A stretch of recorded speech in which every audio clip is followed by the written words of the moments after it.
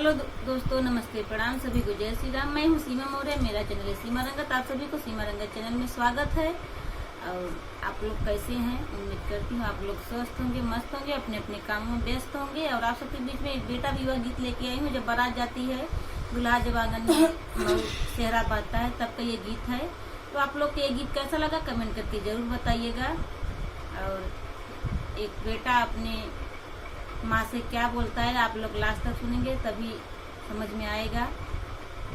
तो अपनी छोटी बहन के ऊपर आप लोग प्यार, आशीर्वाद दुलार बनाए रखिएगा।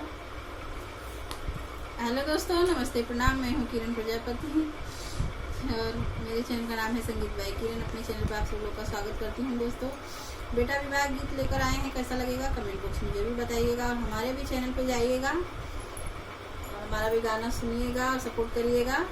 तो चलिए सुनाते हैं। तो आइए सुनिए, कैसा लगा कमेंट करके जरूर बताइएगा आप लोग। चमा चमा चमकेला दूल्हा के मऊरा, रे दूल्हा के मऊरा, रे हीरा मोती लागल अनमोला रे ललनमा, रे हीरा मोती लागल अनमोला रे ललनमा। दूल्हे कवन राम अंगना में भइले निठारा रे ललनवा, रे चौके पर भइले निठारा रे ललनवा।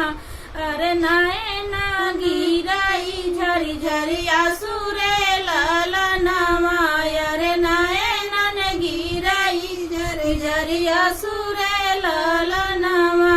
घर में से निकली नी अम्मा हो कवनी देई, अम्मा हो कवनी देई। काहे बाबू नैना गिरई आंसू रे ललनवा, रे काहे बाबू नैना गिरई आंसू रे ललनवा। एक ही न भूलय अम्मा पापा हमरो कइले, अरे पापा हमरो कइले।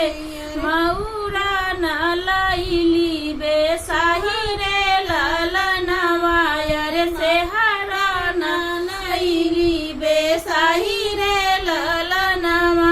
चमा चमा चमकेला दूल्हा के मऊरा, रे दूल्हा के मऊरा, रे हीरा मोती लागल अनमोला रे ललनवा, रे हीरा मोती लागल अनमोला रे ललनवा। दूल्हे कवन राम अंगना में भइले निठारा रे ललनवा, रे दूल्हे कवन राम चौके पर भइले निठारा रे ललनवा। अरे नैनन गिराई झर झर आंसू रे ललनवा, रे नैनन गिराई झर झर आंसू रे ललनवा। घर में से निकली नी चाची हो कवन देई, चाची हो कवन देई। कहे बाबू नैना गिरई आंसू रे ललनवा, रे काहे बेटा नैना गिरई आंसू रे ललनवा। एक ही न भूल चाची चाचा हमरो कइले, अरे चाचा हमरो कइले। रे मऊरा न लइली बेसाही रे ललनवा, रे सेहरा न लइली बेसाही रे ललनवा। चुप रह बाबू नयन पोछाया हुआ, नयन पोछाया सुआ। अरे आवथायन फूफा जी तोहार रे ललनवा, रे आवथायन फूफा जी तोहार रे ललनवा।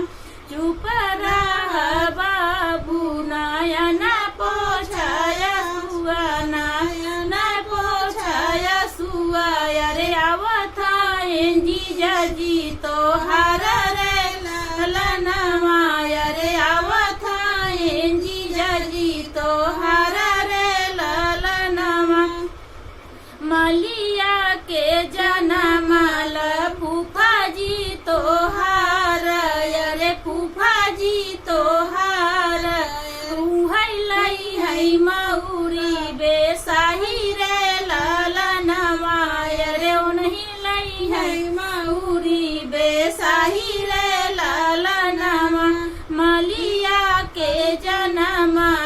जीजा जी तोहार, अरे जीजा जी तोहार, अरे वो नहीं लाई है माउरी बेसाही रे ललनमा, अरे वो नहीं लाई है सेहरा बेसाही रे ललनमा। चमा चमा चमकेला दूल्हा के मऊरा, अरे दूल्हा के मऊरा, रे हीरा मोती लागल अनमोला रे ललनमा, अरे हीरा मोती लागल अनमोला रे ललनमा। दूल्हा है कवन रामाया गना में भाई लेनी ठाड़ा रे ललनमा, अरे ठाड़ा रे ललनमा, अरे नायन गिरही झरी झरी आसुरे ललनमा, अरे नायन गिरही झरी झरी आसुरे ललनमा। तो ये हमारा विवाह गीत आप लोग को कैसा लगा कमेंट करके जरूर बताइएगा। और इसमें हम लोग भाभी नहीं लगाए हैं, बहुत बड़ा हो जाएगा, तो आप लोग गाइएगा तो भाभी लगा लेना, भाभी और भैया। मिलते हैं अगले वीडियो में, तब तक आप सबसे बाय बाय। By by.